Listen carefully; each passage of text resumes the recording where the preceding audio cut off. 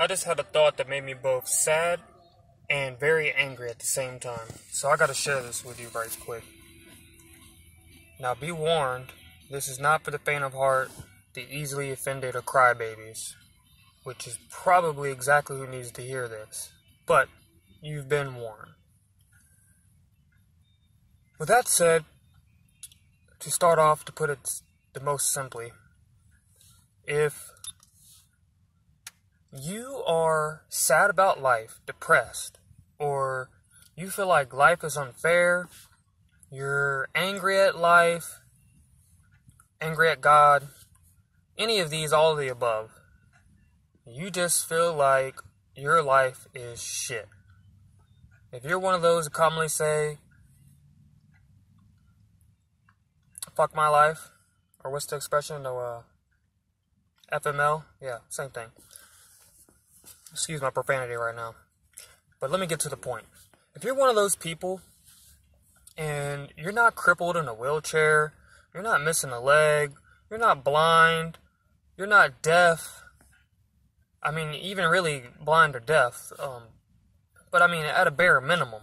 But if you're not like Stephen Hawking status, you should be fucking ashamed of yourself. You are despicable. A disgrace. Yeah, I said it. Because think about it. I was just driving down the street, and I seen this poor looking, I don't like to focus on color, but I'm just going to add it in here because it's dark at night. That's the only reason this is relevant right now. This sad-looking African-American woman, black woman, whose head's like this, in a wheelchair, and she's wearing all pink. A pink jogging suit. And the reason being is so she's highly visible as she has to cross the street so she doesn't get hit. Because she's a dark woman and it's dark out. And she's incapable of walking. She's in a rolling chair like Stephen Hawking status. So what's she gonna do if a car doesn't notice her? Because most of us nowadays are self-entitled pricks, especially when driving, thus road rage, especially here in Portland, Oregon. There might be other places that are just as bad or worse, I'm not sure, but I know for sure since being here, people are self-entitled, spoiled pricks who are not aware of their surroundings, and even if they are, they don't care about pedestrians crossing the street. They don't care about who has the right-of-way. They don't even care if you put on your turning signal and you're 3, 4, 5 car lengths ahead of them and you're about to switch over to another lane. They will literally speed up to make sure you cannot change into the other lane when they see a turning signal. Something about that turning signal says, green light, I gotta race, and pass them before they get to turn. Like, why would you do that? Who the fuck does that? What is the point of that? And if you'd simply just let me get over, now you have a straightaway and you don't even have to turn.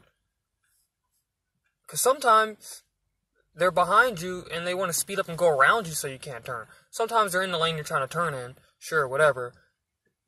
But still, that's an asshole move regardless.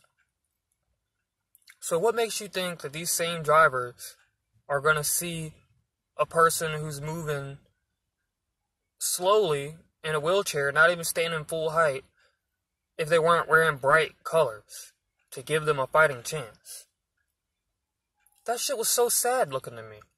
And even though she looked sad, actually 9 times out of 10, people that have mental retardation or, physical handicaps tend to be happier than us average Joe Smokes. Something about that just makes them more thankful just to be alive. And that's what we're missing. It's called self-entitlement. We're not thankful to be alive. And another reason I'm recording this, because yesterday, like 5, 7 times, different random people, coworkers, I kept saying a quote that I made a long time ago but I haven't said in a while, and it was really refreshing to say it again, because when you say something out loud to inspire others, it also inspires yourself. It reminds yourself. Even though you already know it, you still got to say it. Which is why you have positive talk, self-affirmations, whatever you call it, the mirror exercise. You look in the mirror in the morning, you say 10 positive things about yourself. Even if it's stuff you already know, it's just powerful to look at yourself in the mirror and say it aloud. It reminds you. And we don't do that. Let me not digress too much because I'll lose important trains of thought. But, yeah, yesterday. So that quote is, things can always be better, they can always be worse, so you just got to be thankful. That is the key to happiness. And the last person I said that to yesterday, at the end of my shift, before going home, I was taking out trash, and I was slightly startled when I heard cans and stuff, like, cracking and popping. I was like, what the heck? Did I drop something? And it didn't come from behind me, so I couldn't have dropped something. Like, where is that coming from? Then I realized someone was in the dumpster that I'm about to throw trash in. There's a woman in there digging for cans, because here in Portland, Oregon, there's 10-cent bottle deposits. So whenever you buy, not all drinks, but most drinks, water bottles, most cans and bottles and glass bottles, plastic cans and glass. When you buy it, you have to pay a 10-cent bottle deposit. It used to be 5 cents. It recently went up this year, I believe, or within a year. So you can get the 10 cents back if you return your bottles to a bottle drop or a store that will take it to a recycling place. But most people are too lazy to do that. They don't care. It's just 10 cents. So they throw it away in the trash can. So houseless people get to go and collect them and recycle to help the environment. So really, most people don't understand why they have to pay a bottle deposit. I support it because it gives houseless people and people at a disadvantage that it's hard to get a job for them or whatever. They just don't have a job. It helps them have a job by actively going out and recycling, which helps the environment. Because average Joe Schmoes, or the real lazy fucking bums, whether you work or not, they're lazy fucking bums. You don't have to be houseless to be a bum, okay? And this woman was a sweetheart. And I said, excuse me. She got startled like I was about to, tell her to get the fuck out of here and be a dick to her because that's what she's used to. So she had a look on her face like she was about to be attacked. And she says, I'm just getting cans. I'm like, that's fine. I'm just saying excuse me because I don't want to throw trash on you. So if you could just stand to the left, but I'm going to throw trash to the right. I don't want to get it on you, And then she saw that I was being polite, and she looked surprised. Like, workers usually aren't nice like that. And then I actually had some cans that I was going to save, and I told her I was saving these for myself, because I can myself, even though I have a job. But I'm sure you can use it more than me. So, here, you can have these. She thanked me, and I said, as a matter of fact, now that I think about it, I have a whole trash bag full of them in my car. I'll be right back. I brought them back, and she found a dime in the dumpster, and she said, I found a dime. She said, somebody's looking out for me. I said, yeah, his name is God. I go in, I come back, and then she said some other stuff. We had a short conversation, and when she's about to leave, she put it in a way that really stuck. She said, I found a dime in a dumpster. I said, man, that is the quote of the day. Found a dime in a dumpster. And apparently it's an old wives' tale. I didn't know it. So she retold me again. She said it's a spiritual thing. It's like, old wives' tale. If you find a dime, I don't know if it's in a dumpster. I guess if you find a dime in a dumpster, maybe that's the specific wives' tale. I'm not sure. But she said that means that someone's looking out for you. She looks up and points to the heavens. So I didn't know that, but I like that. I told her to stay blessed and have a good night. And she said, God bless to me too. It was very beautiful. And actually, in a way, she's doing better than me. Because even though I've been working 2 jobs lately, and I'm about to be working 13 hours a day at my one job that I decided to stick with, I still live out of my car at the moment, a station wagon. And she's in a van. So even though she doesn't have a job, she's living more comfortably than me. She has more space. Her van look mad spacious. That just goes to show, whatever your circumstances are, the grass always looks greener on the other side. It's all about perspective. You just got to be thankful for what you have and to be happy. Doesn't matter what your situation is. So again, to recap this, if you are capable of walking, be thankful. If your eyes work to see the beautiful sky, to see anything of beauty, the art, the clouds, the stars, the sun, the moon, the ocean, anything. Just seeing birds fly is magical. Be thankful that your eyes still work, because some people's don't. Some people were born that way, and they never seen shit their entire life. Just the other day, my coworker, it sunk in and made me more appreciative. He had to get laser surgery multiple times throughout his life. And one day he said to his mom, he was just staring out the window on the way home, and she said, "What are you staring at?" And he said, "The trees. I didn't know this is what trees look like." Or no, he said, "Is this what trees really look like?" And his mom started crying. She said she felt like a horrible parent, because for a while she didn't even know his eyesight was that bad before he got the surgery, and she wished she had known sooner, because she didn't know that his childhood was being that deprived. One of my managers, his wife had to get a cochlear implant because she had bad hearing. So she used to not be able to hear. These are simple things that people don't think about. Your ears work to hear the birds singing to you. Be thankful. Even if you have one leg and not two, at least you have one, and they have, prosthetics now, so you can walk, or you can walk with a crutch. Is better than being completely paralyzed.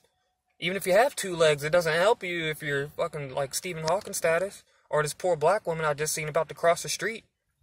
Can you imagine me like this all day? Your neck don't even work? All you can do is move your eyes, and apparently one hand to operate your mechanical wheelchair? Imagine how sad that would be to be that person your whole entire life. Someone has to change your diaper. You can't go to the bathroom on your own. Be thankful that you can even relieve yourself. The simple things in life is the things that people fail to appreciate. And that's why you're depressed and not happy. Also, I figured this out a long time ago. I am an expert on depression. Trust me. I did study psychology. No, I didn't finish to get my master's degree. But I grew up around depression my entire life. I suffered from depression. Bipolar's in my family. That's apparently heretical. It ain't that bad for me. But I grew up and fucked up. So I can tell you, trust and believe, I'm an expert on depression. And my definition of depression, which no one's ever disagreed with, is simply this. Depression is the body telling you that you're too complacent. Your body is letting you know there's something you can do to better your situation and move forward. Stop being stagnant. Because we as humans are not meant to be stagnant. Really, we're meant to travel and learn. So if you have spent your entire life in the town that you were born and raised in, that's probably why you feel depressed and shitty about life. Go explore. You might not have money to go to another country. I've never been out the country, but I'm from North Carolina, and now I'm in Portland, Oregon. From one coast to another. It was only like a $300 bus ticket, 3-day bus ride. You could take the Amtrak, you could take the bus, you could drive your car. People will get in their car, and they'll hold up a sign that has 3 letters on it. 3. G-A-S. And they say not only will they have a full tank all the way across the country, but they'll have plenty of money for food, too. All you gotta do is be outside a Walmart or gas station, hold up a sign that says G-A-S next to your vehicle. And people will fill up the tank because they know what that money's going to. They know you're not spending on drugs. Plenty of people out there have extra money to spare occasionally, and people, believe it or not, want to be good people. We're human beings. Just a lot of us, in this fucked up world think that they can't be nice because they'll be taken advantage of, and they don't want to feel stupid. I grew up that way. Many people told me to stop being so nice and helping people. That's why I'm always getting screwed over. Be selfish and think about myself. And I look them straight in the face and say, I can't do that. That is against my nature. That is not me. But I did learn as I got older that I can't help everybody, that I have to be choosy. There is a balance to everything in life. You can drink too much water and die. You can literally, not even necessarily drown. It doesn't go into your lungs. Literally, you can drink too much water and it will flood your bloodstream and kill you. But you can essentially say drown yourself. It's not really drowning because you're not unable to breathe.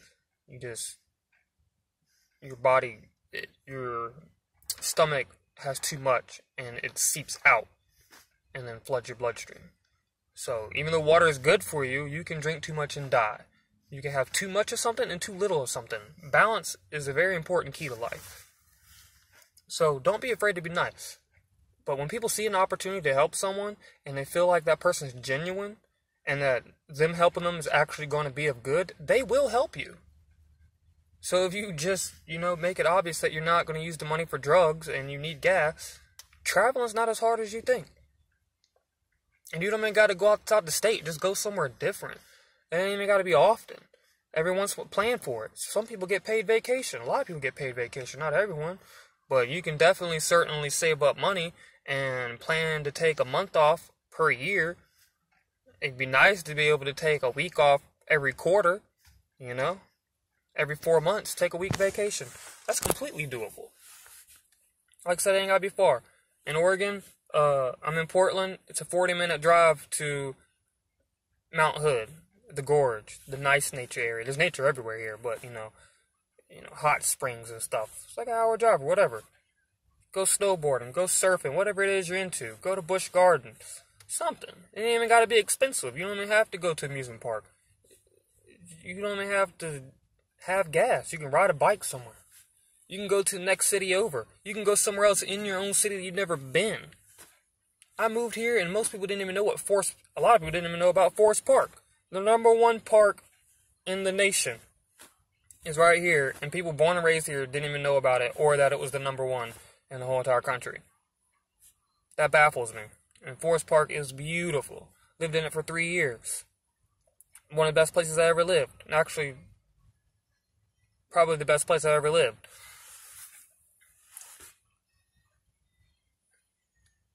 I'm just saying, man. Open your eyes. Change your perspective. Because perspective is everything. Happiness is a choice. Money does not buy happiness. That is true. Another person is not going to make you happy if you choose not to be happy. So stop looking for something or someone to make you happy, because that's not how it works. You got to learn to love yourself first and appreciate yourself and your situation, which in turn will attract someone else to love you. How can someone else love you if you don't love you? Think about that. It's facts. And there's many successful people that say the same thing. Inspirational speakers. So that's not even just my own opinion. It's a fact. You have to learn to love and appreciate yourself first if you want anyone else to. You have to respect yourself if you want anyone else to. Everything springs from within. And when you do that, you naturally radiate light. People can sense the positive energy coming from you. People notice, like I've been on both spectrums. When I'm in an amazing mood, I don't have to say nothing. I don't even have to smile. I just walk into a room and people notice me.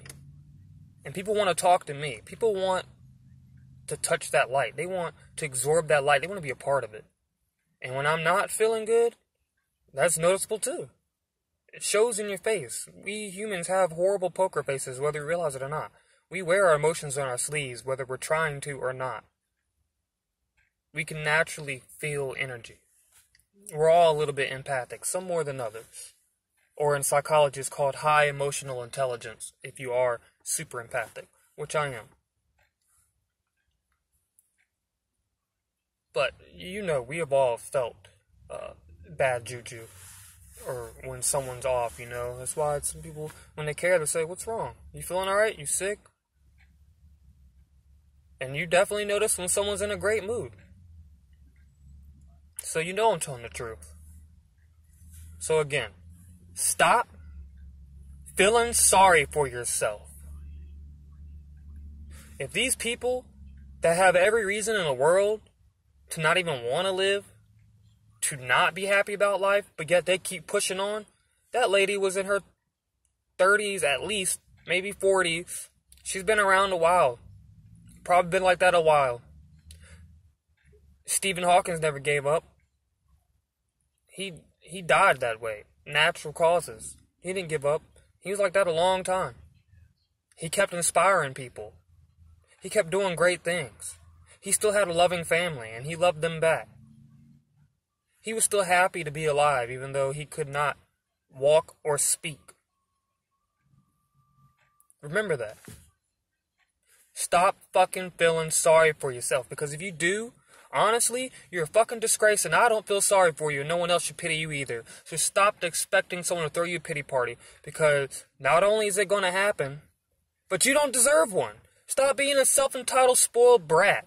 Grow the fuck up and realize that you got to change your perspective.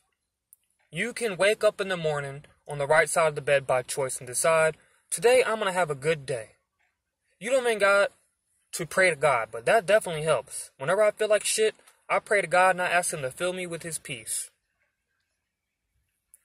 I ask Him to fill me with all His best features so that I may be a bright and shining example of Him in everything I do, so that I may continue to bring His children closer to Him. It actually rhymes when I say it. I say, please fill me with all your best features so that I may be a bright and shining example of you in everything I do, so that I may continue to bring your children closer to you. Has a nice ring to it, don't it? But you get the point. I ask Him to fill me with His wisdom, His love, and His light. Those are the three most important ones I ask for. I ask for Him to fill me with His wisdom, His love, and His light. 3 is a very magical number, if you ever read the Bible, which I still need to do for parts of it. But whether you believe in that or not, there is positive information in there, even if it may or may not have been altered by man, which it has been. But, you know, even if it's not all good, there's still good in there. But God for sure exists. I know that for a fact. And He is always good. We might not always see His plan, but we're not supposed to. You just got to trust in Him. Walk by faith, not by sight. Faith is simply believing in something you can't see. You have faith in the fact that you're breathing in air. You can't see that, but you trust it. Just like an eagle from birth. An eagle is a bird of faith. From birth, their mother pushes them out the nest, and they have to either fly or die. And they spend 99% of their life never flapping their wings. They have faith that the wind will blow beneath their wings, and they will soar like an eagle. Thus that expression. Eagles don't flap. They're the only bird that does not have to flap. They just soar. The only time they flap is when they're maybe flap is when they go down to catch prey, and then they gotta, they're carrying extra weight, then they gotta flap back up. But other than that, they just soar around all day. Faith that there's wind underneath their wings. Think about that. If you didn't have faith that your boss is gonna pay you on Friday, would you still go to work? I don't think so. You got faith that your boss is gonna pay you. Oh, that's the law. He has to. No, the fuck he don't. I worked for a guy for 2 months, and he never paid me he was supposed to. Was he still in business later? No, but that's not the fucking point. He did not have to pay me, because he did not. I got gypped. Especially if you work under the table. Super easy. But it was a legitimate business.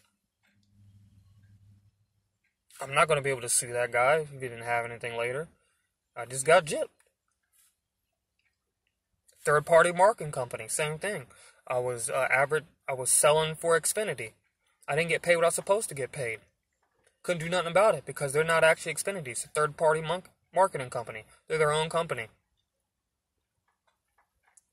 And they made it kind of hard for me to prove. I probably could have gone to court, but that's a lot of time and effort, and probably wouldn't have got a lot out of it. It probably would have cost more in court fees than it would to get that money that I was owed. They know people don't got time for that.